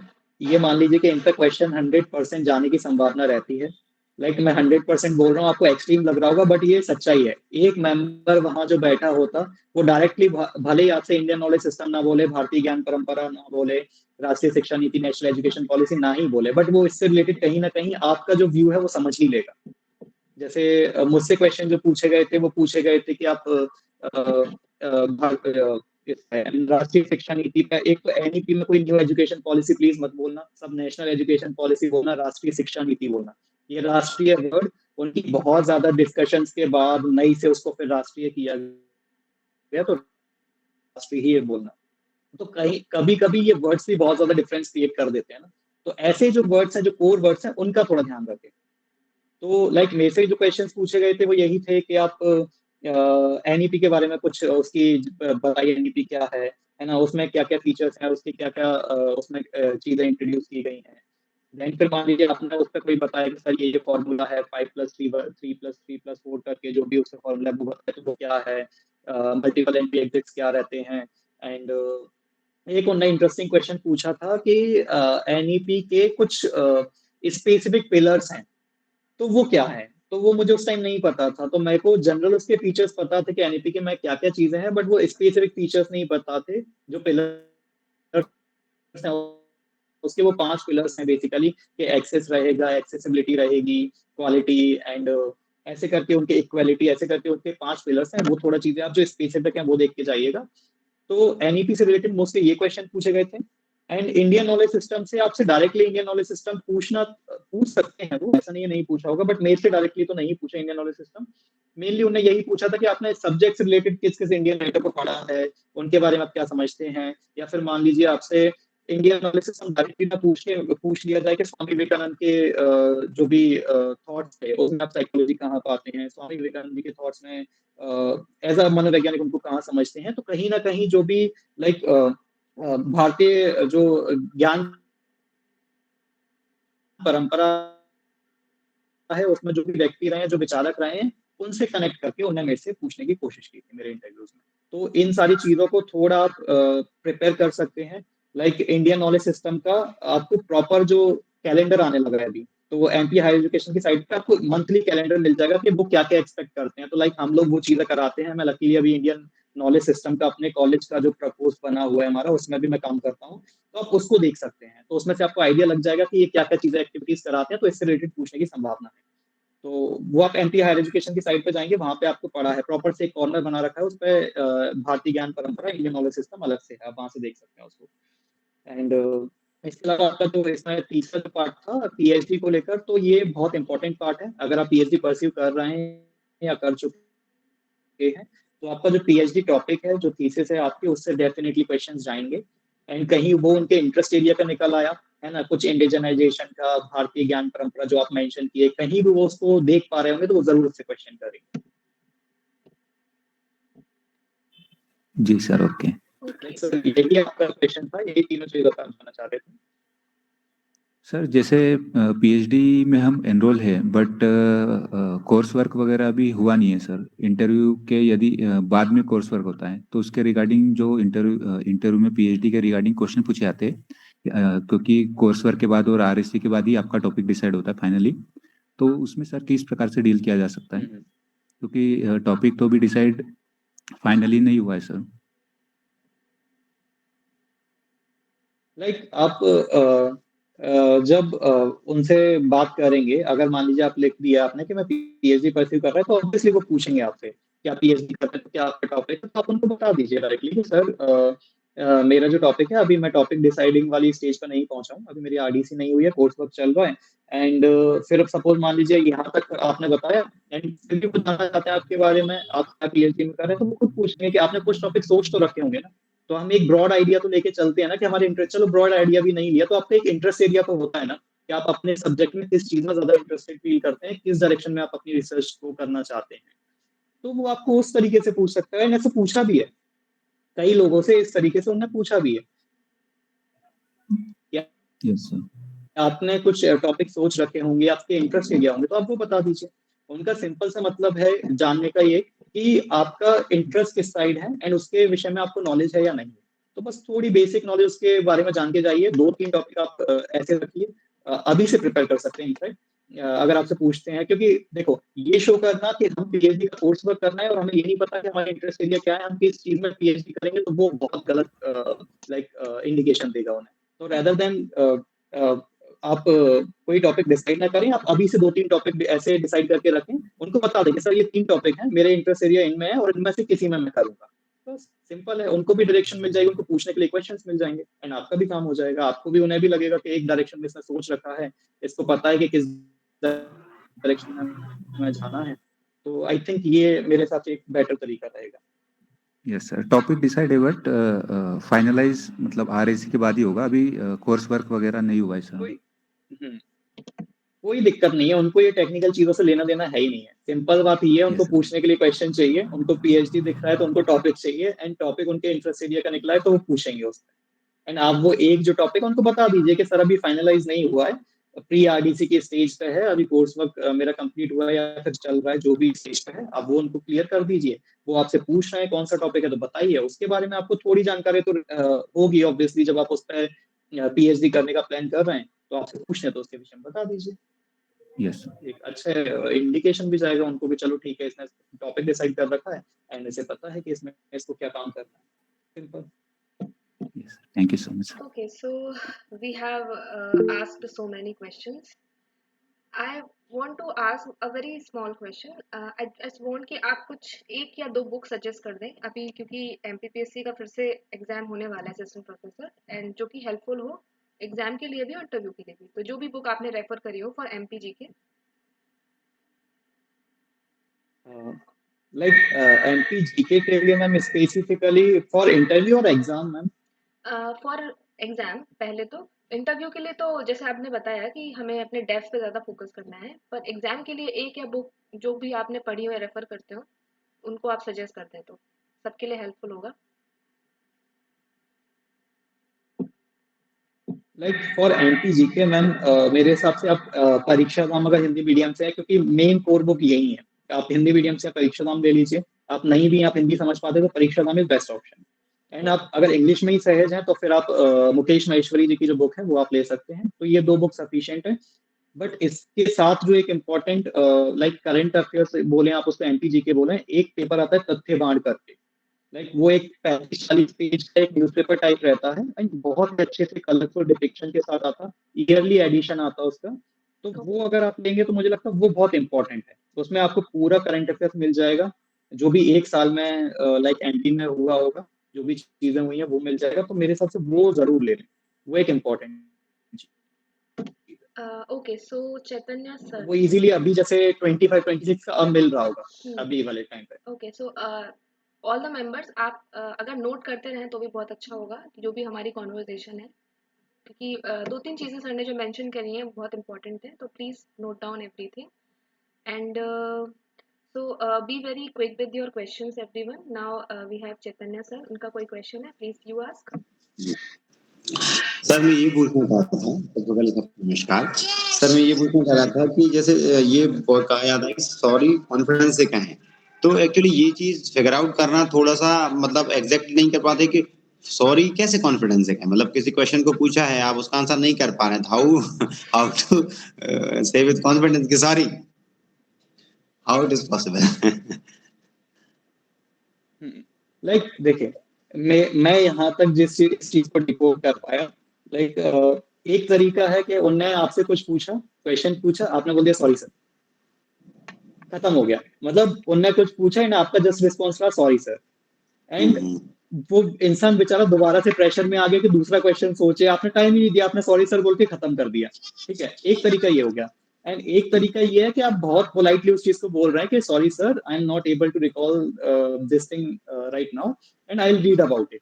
तो आपने बहुत अच्छे तरीके से एंड सामने वाले को भी सुनने में अच्छा लगे कि चलो भाई पॉजिटिव भी बता रहा है कि अभी नहीं पता है बट पढ़ लेगा। तो इस तरीके से अगर आप कन्वे करोगे, लाइक हर बार जब क्वेश्चन चल रहा है इतनी बड़ी लाइन नहीं बोल सकते हैं, वो एक ऑब्वियस चीज है कि हर बार आप ये पूरा बोलें उतना संभव नहीं रहता है। तो आप एक आध बार बोलिए कि सॉरी सर, अभी मुझे इस चीज के बारे में नहीं पता है, एक आध बार बोलिए कि सॉरी सर, मैं इस विषय पर पढ़ लूंगा या फिर आई विल रीड अबाउट इट, ऐसे करके आंसर दे। ऐसा नहीं कि उन्होंने जस्ट पूछा, आपने बोल दिया सॉरी सर, खत्म। ये चीज नहीं करना, एक इंस्टेंट रिप्लाई नहीं होना चाहिए सॉरी, एक तरीके से हो कि वो लगे कि सॉरी जैसा है, आप बोल रहे हैं कि sorry sir, I will read about it, sorry sir, I am not able to recall this now, तो उस तरीके से बोले, वो थोड़ा एक बेटर वे है। एंड मुझे लगता है सामने वाले को भी उसमें कोई एतराज नहीं रहता है, क्योंकि हर चीज का आंसर आपको नहीं पता होता है ना। मैंने अपने तीनों इंटरव्यूज में पता नहीं कितनी बार सॉरी बोला था, बट मैं बहुत पोलाइटली अच्छे तरीके से कि सॉरी सर, अभी मुझे नहीं पता है, इस विषय पर मैं पढ़ लूंगा, सॉरी सर, मुझे अभी जानकारी नहीं है। तो ऐसे करके आप दीजिए, कोई दिक्कत नहीं है। सॉरी सुनने में सामने पता है, कभी कभी सॉरी बोलना अच्छा भी होता है। जस्ट एक मिनट में एक चीज ऐड करना चाहूंगा कि कभी कभी आपका सॉरी बोलना बड़ा अच्छा होता है, सामने वाला इतने प्यार से समझाएगा ना उसको भी, क्योंकि 3 लोग जो बैठे हुए हैं ना वो एज ए एक्सपर्ट वहां पे आए हुए हैं, तो उनको भी थोड़ा रहता कि जो बीच में जो चेयरमैन साहब बैठे हुए हैं उनको पता चले कि यार हमें भी नॉलेज बहुत अच्छी है। तो जब आप सॉरी बोलेंगे ना, वो बड़े प्यार से समझाएंगे, उस चीज को बताएंगे, तो उनको अपनी नॉलेज एक्सप्रेस करने का मौका मिलता है। और वो जब एक्सप्रेस कर रहे हैं तो बड़े प्यार से उसको सुनिए और लास्ट में थैंक यू बोलिए उनको। तो आई थिंक ये एक अच्छा तरीका है, और सामने वाले ने भी अपनी चीजें बता दी। अगर आप क्वेश्चन नहीं बता पाए थे, वो बताना चाह रहा हो, है ना, उसको भी मन रहता है कि हम भी बताएं किसी चीज के बारे में, तो वो भी बता लेगा, आपका भी काम चल गया और आपने उसको थैंक यू भी बोल दिया। एंड एक चीज हमेशा याद रखिए, जब भी आप किसी से बात कर रहे हैं, 1 to 1 इंटरेक्शन चल रहा है, आप उसको खत्म कर रहे हैं, जैसे वो आई कॉन्टेक्ट, और कई सारे मिस बना रखे हैं कि आपको सबको देखना है, एक पर्सन को देखना है, तो सिंपल सा आप एक पर्सन को देख के आराम से बात कीजिए, थोड़ा सहज रहिए। ऐसा नहीं है कि जैसे अपन 4 दोस्तों में बैठ के भी बात करें तो ऐसा नहीं है सबको ऐसे गर्दन ही घुमाते रहे चारों साइड, ऐसा नहीं होता है, तो गर्दन घुमाने में पूरा फोकस चला जाएगा, क्या ही बात करेंगे। तो मोस्टली एक इंसान को जिसको देख रहे हैं आराम से देख के उसको बात करें। एक आध बार बहुत लॉन्ग कुछ बोल रहे हैं तो देख लें एक आध बार आप सबकी साइड, बाकी कोई जरूरत नहीं है। एंड उसके अलावा जब भी किसी एक पर्सन से इंटरेक्ट कर रहे हैं तो उनको नोट करके, भले ही आपने सबको एक बार विश कर दिया, बट जब भी मान लीजिए एक पैनल से दूसरे पर्सन तक जा रहा है, आप थोड़ा नोट करके उनको विश करें, है ना, करना चाहें तो वो आपका सहज है। मैं ये नहीं बोल रहा कि सबको करना ही है, बट एक चीज जरूर करें, जब वो पर्सन खत्म कर रहा है तो उसको थैंक यू बोले, अच्छा धन्यवाद, जो भी आप बोलना चाहें हिंदी इंग्लिश में वो आप बोले, तब नेक्स्ट पर्सन की साइड स्विच हो।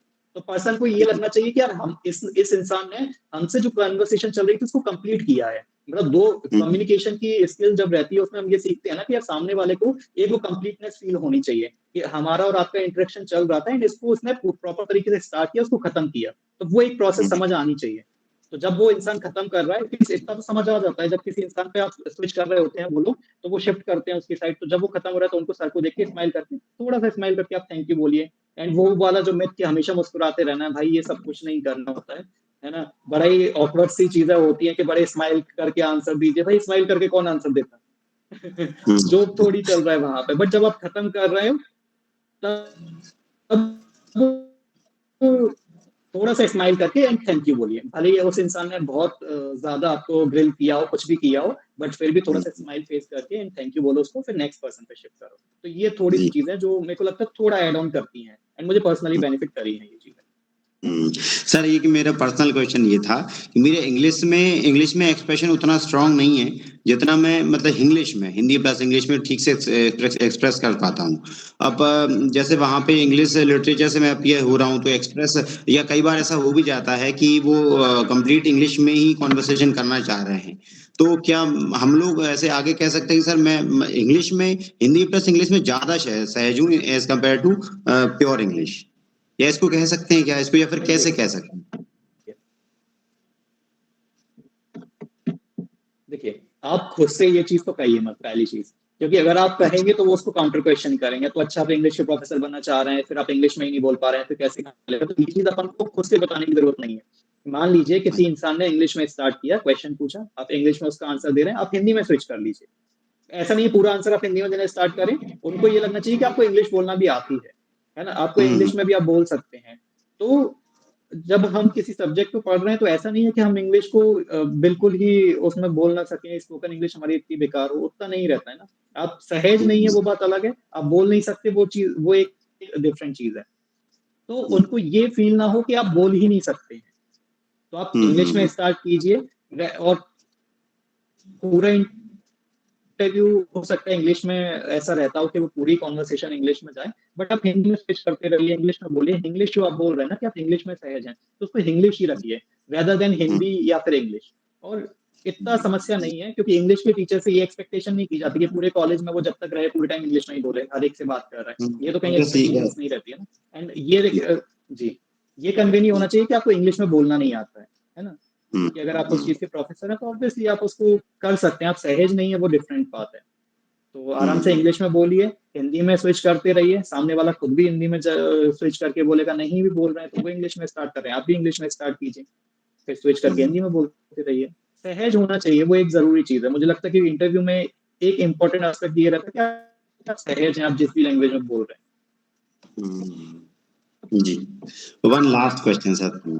ओके, ये सर एक्चुअली ये चीज को मतलब ये एक ओवरऑल क्वेश्चन हुआ है कि how we can convey that we have study subject इनफली। मतलब मुझे ऐसा लगता है कि कुछ लोगों की बात करके मुझे ऐसा लगता है कि मुझे उस सब्जेक्ट का प्रॉपर ज्ञान नहीं है। मतलब मैंने पर्सनली एफर्ट किया है तो वो मुझे है, पर मुझको मैं एक्सप्रेस नहीं कर पाता हूँ वहाँ उसके लिए। तो सर इंटरव्यू पैनल को क्या आप टिप्स देना चाहेंगे कि उसको हम ये कन्वे कर पाएंगे नहीं नॉलेज है उस चीज का ठीक से? सर मैं बहुत फ्रेंकली बताऊं ना, तो मैं भले ही अभी असिस्टेंट प्रोफेसर हूँ साइकोलॉजी में, मुझे ऐसा लगता है कि मुझे बहुत सी चीजें सीखनी है एंड मुझे बहुत चीजें नहीं पता जी। तो इसमें कोई बुराई नहीं है। लाइक अच्छी बात यह है कि आपको पता है कि आपको बहुत चीजें नहीं पता है, एंड आप इसीलिए एक लर्निंग एटीट्यूड रखोगे। अगर आपको कोई चीज इंटरव्यू में नहीं भी आ रही है, आप उनको बोल दीजिए कि सर मुझे अभी इस विषय पर जानकारी नहीं है, मैं उस पर पढ़ूंगा, है ना? तो कहीं ना कहीं वो ये दिखा रहा है कि इंसान सीखना चाह रहा है। एंड एब्सोल्यूट चीजें कभी नहीं रहेंगी कि आपको इंग्लिश या फिर मुझे साइकोलॉजी के बारे में सब चीज हमेशा पता हो, ऐसा नहीं हो सकता, है ना? एज अ पर्सन आप हमेशा ग्रो करते हो, हमेशा नई चीजें सीख रहे हो, तो एक वो लर्निंग एटीट्यूड रखते हो, तो वो रखना एक इंपॉर्टेंट चीज है। जहां हमारे को ये लगने लगा कि हमें सब कुछ आने लगा, लाइक वो अपने आप में एक नेगेटिव चीज है, किसी सब्जेक्ट के लिए भी और अपने आप के लिए भी। तो हैविंग दैट फीलिंग कि आपको कई सारी चीजें नहीं आती हैं, लोगों को ज्यादा आती हैं, ये सिर्फ हमारा एक तरीका होता है कि हम खुद को थोड़ा अंडर एस्टिमेट करते हैं, दूसरे इंसान को ओवर एस्टिमेट करते हैं, है ना? तो ये एक मुझे लगता है एक तरीका है ना? एक क्या बोलते सर मेरे हैं, पास तो फैंटेसी है सॉल्यूशन कि है भाई आपकी अपने आप को प्रॉब्लम अंडर का। एस्टिमेट हम करते ही हैं। हाँ, मेरे पास तो सॉल्यूशन है आपकी प्रॉब्लम का। सेशन में आइए, हम डिस्कस करते हैं, यहाँ पे सबकी प्रॉब्लम सॉल्व हो रही है gradually. Okay, so Vaishali, Ma'am, please ask your question. And I think this is the Thank last you. question from Vaishali ma'am. We have asked so many questions from sir. And इससे पहले आप question पूछें, actually I would like to invite you for a very dedicated class which is related to hobby plus psychology. So actually मुझे लगता है कि hobby जो है एक बहुत अच्छा रोल प्ले कर सकती है इंटरव्यू में. बट कंफ्यूजन ये आता है कि हॉबी क्या सिलेक्ट करें अगर नहीं करी है तो, एंड अगर जो है हमारी हॉबी वो एक्चुअली ऐसी है जिसे हम इंटरव्यू में बोल सकते हैं. तो अगर आपके पास टाइम है एंड जब हमारी इंटरव्यू की डेट्स आ जाएंगी तो मैं चाहती हूँ एक सेशन स्पेशली आपका हो जहाँ पर आप थोड़ा सा गाइड करो कि कैसे हमें हॉबीज को अपना चेंज करना है या नई हॉबी जो हमने ली है उसको हमें कैसे टैकल करना है इंटरव्यू में. तो मैं चाहती हूँ कि आप अपना टाइम निकालो 1-1.5 घंटे का एक सेशन और हम रखें, क्योंकि आज का जो सेशन था मेरे दिमाग में एक क्वेश्चन था पर वो क्योंकि टाइम की वजह से मैं नहीं पूछ पाई. तो मैं चाहती हूँ कि पूरा डिटेल हम सेशन रखें इसके लिए. श्योर मैम, डेफिनेटली आप जब भी डिसाइड करें, like Whenever you are free. it will be my pleasure to be like here and share my interview insights जो भी मैंने सीखा इस प्रोसेस के दौरान. एंड श्योर मैम, आप जब भी डिसाइड करते हैं हम टाइम डिसाइड कर लेंगे. एंड लाइक अच्छा है अगर लोगों को हॉबी से रिलेटेड जो भी डाउट्स हैं हम उसको एक बार लेके एंड उसको भी क्लियर करने का पूरा कोशिश हाँ करें. बिल्कुल, definitely we will talk about this. Okay, so Vaishali ma'am please ask your question. नमस्ते मैम. नमस्ते सर. नमस्ते. सर मैं अभी वर्तमान में उच्च माध्यमिक शिक्षक के पद पर कार्यरत हूँ स्कूल एजुकेशन डिपार्टमेंट में. तो आई वांट टू आस्क कि मुझसे क्या पॉसिबिलिटी है किस तरह के क्वेश्चंस पूछने की इस फील्ड से स्कूल एजुकेशन डिपार्टमेंट से. देखिए पॉसिबिलिटीज काफी हो सकती है, तभी वो पॉसिबिलिटीज है ना, क्योंकि लाइक वो इनडेफिनिट है.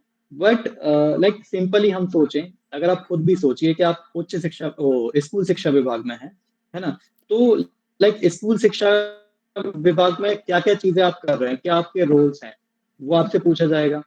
इसके अलावा स्कूल शिक्षा का क्या स्टेटस है, लाइक क्या एनरोलमेंट है, क्या चीजें चलती हैं स्कूल से रिलेटेड, क्या क्या गवर्नमेंट के इनिशिएटिव्स हैं, जो आप चीजें लाइक वहां पर कर रहे होंगे, जो आपको एज अ टीचर एक्सपेक्ट की जाती होंगी, या फिर जो आपके विभाग के दायित्व होंगे, जो आपके विभाग से रिलेटेड चीजें होंगी स्कूल शिक्षा से रिलेटेड, तो ऑब्वियसली संभावना ये है कि उनसे ही रिलेटेड कुछ पूछा जाए. तो आप थोड़ा स्कूल एजुकेशन के बारे में समझिए, थोड़ा सा कंपेरेटिव समझिए. अगर वो पूछें क्योंकि आप स्कूल शिक्षा में उच्च शिक्षा में जाना चाह रही हैं, तो कहीं ना कहीं एक वो भी पर्सपेक्टिव आ जाता है कि वो स्कूल शिक्षा और उच्च शिक्षा कंपेयर करके पूछेंगे कि क्या आपको डिफरेंस लगता है, क्या डिफरेंसेस हैं, है ना. एंड स्कूल शिक्षा के में क्या चेंजेस किए जाने चाहिए जो आपको लगता है कि उच्च शिक्षा में जाके अच्छे से रिफ्लेक्ट होंगे. तो कहीं ना कहीं वो स्कूल शिक्षा से रिलेटेड भी चीजें पूछी जा सकती हैं. कंपेरेटिव भी एक एनालिसिस आपसे ले सकते हैं कि क्या अच्छी चीजें की जाएं, क्या चीजें की जाएं जिससे जो बच्चे वहां पहुंच रहे हैं एजुकेशन के लिए, उनको लाइक अच्छे से हम हायर एजुकेशन में लाइक क्वालिटी को एनहांस कर पाए. तो उससे रिलेटेड चीजें रहेंगी. बाकी मेनली यही है कि जितनी भी चीजें आप अपने अभी एज अ काम करते सुन रहे होंगे ना, जो भी चीजें आप कर रहे हैं, जो भी स्कीम्स के बारे में आप वहां पे सुन रहे हैं, उनके बारे में थोड़ी सी अवेयरनेस रखें कि भाई कौन सी योजनाएं उनके लिए चल रही हैं. रुक जाना नहीं क्या है, अगर कोई बच्चा फेल हो रहा, मतलब एजुकेशन से रिलेटेड थोड़ा सा देख लें कि जो एलिमेंट्री एजुकेशन है या फिर आरटी क्या है, कौन सी क्लास तक के लिए वो रखी गई है. तो उसमें 1st to 8th फ्री रहता है आरटी के अंतर्गत, आपको 25% एडमिशन लेने पड़ते हैं. तो ये थोड़ी जो बेसिक इंफॉर्मेशन है आपके विभाग से रिलेटेड, उनको देख लें. थोड़ा सा कंपैरेटिव देख लें कि भाई स्कूल शिक्षा और उच्च शिक्षा में क्या कंपैरेटिव चीजें हो सकती हैं, उस एंगल से देखें. मुझे लगता है कि इतना ही आप कर सकते हैं एज अ पर्सन. हर चीज समझ पाना और एक पूरी लेंथ एंड ब्रेथ उस चीज को समझ पाना थोड़ा डिफिकल्ट होता है, बट उससे रिलेटेड चीजें देख लेंगे तो उतना मेरे को लगता है सफिशिएंट है. Okay sir, thank you so much sir. Thank you ma'am. Okay, most welcome. So we have discuss so much and I must tell you कि आज का सेशन बहुत इंसाइटफुल था. बहुत सारी नई चीज़ें मैंने भी सीखी. और अब हम जब नेक्स्ट सेशन का प्लान करेंगे तो definitely we will have that related to psychology and कैसे हम अपने इंटरव्यू को थोड़ा और अच्छा बना सकते हैं. तो एक्चुअली हम वेटिंग की थोड़ा डेट डिक्लेयर हो जाए तब जाके थोड़ा हमारी प्रिपरेशन है वो एक होता है ना स्पीड में आती है. अभी बस चल रहा है and MPPSC is very unpredictable. कुछ भी प्रिडिक्ट करना पॉसिबल ही नहीं है. And thank you so much, Ma'am, Akash actually, sir, for your time. just can I have 1 minute, please? Okay, okay. तो सर से मुझे एक क्वेश्चन था कि थोड़ी देर पहले हमको वो था कि in case of some controversial issues like LGBTQ, we should quote the Supreme Court and answer in that way. तो अभी एक और controversial issue चल रहा है कि minority acts, and क्योंकि MP में ST का population इंडिया में सबसे ज्यादा है, तो अभी जो SC/ST एक्ट आया था तो वहाँ पे जनरल ने बहुत प्रोटेस्ट किया और शायद अभी सुप्रीम कोर्ट ने उसको पोस्टपोन कर दिया है। तो अगर इस बारे में क्वेश्चन पूछा गया कि आपको इसके बारे में क्या राय है, तो how should we answer it in unbiased way? Like आपने, मुझे लगता है उसका आंसर खुद ही दे दिया कि सुप्रीम कोर्ट ने उसको पोस्टपोन कर दिया है, तो सुप्रीम कोर्ट ने पोस्टपोन किया तो मतलब उस पर विचार कर रहा है। आप डायरेक्टली बोलिए कि सर सुप्रीम कोर्ट उसके विचाराधीन है, इस पर मेरा कोई भी कमेंट करना सही नहीं रहेगा, बस सिंपल है। वो उससे आगे पूछेंगे ही नहीं। अगर कोई केस कोई किसी चीज के बारे में सुप्रीम कोर्ट में विचार चल रहा है तो उस पर हम अपना पर्सनल व्यू देना चाहेंगे ही नहीं, या फिर दे ही नहीं सकते हैं। ऑब्वियसली सिंपल बात तो ये है कि अगर कोई सुप्रीम कोर्ट में चल रहा है तो आप उस पर पर्सनल व्यू अपना क्यों नहीं देंगे। आप बोल दीजिए कि सर अगर सुप्रीम कोर्ट ने अभी उसको विदल्ड कर रखा है और उस पर भी विचार चल रहा है तो बस आप उसको करके डील कर लो।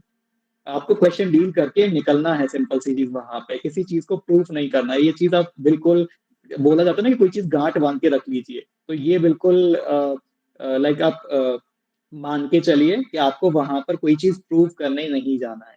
हमें जो भी प्रूव करना है वो इन सर्विस आने के बाद करना है। सब्जेक्ट के लिए जितना अच्छा करना है, आप आने के बाद जितनी चीजें मॉडर्न कर सकते हैं, जितनी अच्छी चीजें कर सकते हैं, वो लाइक आने के बाद कीजिए। सिर्फ इंटरव्यू के 10 से 12 मिनट में प्लीज वो करने की कोशिश ना करें। ये थोड़ी रिक्वेस्ट रहेगी मेरी, क्योंकि कई बार ना इससे कई सारे ब्लंडर्स हो जाते हैं। मैंने कई सारे लोगों से इंटरेक्ट किया है, मेरे फ्रेंड्स जो सिविल्स में भी हैं, एपी हैं, तो जितने भी मैं एक्सपीरियंस उनसे समझा हूँ, तो सबसे बेस्ट तरीका ये है कि आप अपना जिस मोटिव के लिए जा रहे हैं वहां पर उसको पूरा कीजिए, एंड फिर जितना भी हमें चेंज करना है, जो भी अच्छा काम कर सकते हैं, वो यहाँ आने के बाद वो अपॉर्चुनिटी है ना, तो वो फिर हम आने के बाद करें तो ज्यादा बेटर रहेगा। Thank you sir, understood. Okay, so now अब मैं चाहूंगी कि हम सर का हमने बहुत टाइम ले लिया है, and thank you so much for your time. आज का सेशन बहुत ज़्यादा इंसाइटफुल था, बहुत सारे डाउट्स हम सबके क्लियर हुए हैं, एंड जो भी नॉलेज हमें मिली इंटरव्यू में डेफिनेटली बहुत ज़्यादा हेल्पफुल है। सो thank you so much from everyone, and I wish you all the best for your future plans, and I wish कि आप जो भी बनना चाहते हैं, जो भी आप करना चाहते हैं इस फील्ड में, सिविल सर्विस में, आपकी सारी विशेस पूरी हों। So thank you so much. Thank you sir, thank you ma'am. एक बार मैं आप सभी को भी thank you ma'am, thank you sir. जी, एक बार आप सभी को भी मैं धन्यवाद देना चाहूंगा कि आपने बड़े प्यार से मुझे सुना, एंड आपने जो भी क्वेश्चंस थे, जो भी डाउट्स थे, वो शेयर किए, एंड होपफुली हम आगे दोबारा कनेक्ट करेंगे जैसा कि मैम ने बताया। एंड तब तक के लिए आप सभी को ऑल द वेरी बेस्ट। आप अच्छे से पढ़ें, अपने इंटरव्यू जो भी चीज के लिए प्रिपेयर कर रहे हैं वो करें। Then thank you so much. आप सभी का दिन शुभ रहे। वैसे दिन खत्म होने की कगार पे ही है, बट फिर भी चलो, all the very best. Thank you. Good night. Okay, thank you so much. Okay, so good night to everyone. Thank you so much sir. Thank you sir, thank you everyone. Night everyone. Okay, night everyone. Thank you so much sir.